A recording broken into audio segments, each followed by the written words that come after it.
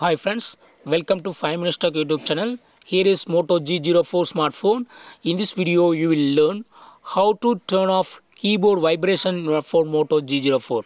First of all, go to the typing interface, and if you press any letter while pressing any letter or number, there will be a small vibration you experience. I also experience vibration. To turn off this vibration, yes, you can do it.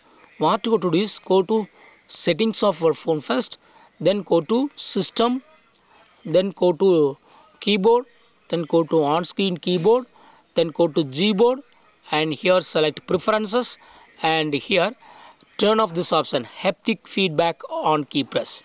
And now go to the home screen and go to typing interface. While typing, now there is no vibration. Okay, this is one method. Also you have other method. For that, what you have to do is go to settings of your phone first, then go to sound and vibration,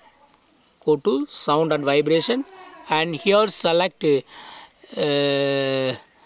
here click on sound and vibration and haptics. Click here, and here turn off touch feedback, so that while touching there will be no vibration. So in these two methods you can turn off keyboard vibration in your phone Moto G04. That's all friends. Thanks for watching. Bye.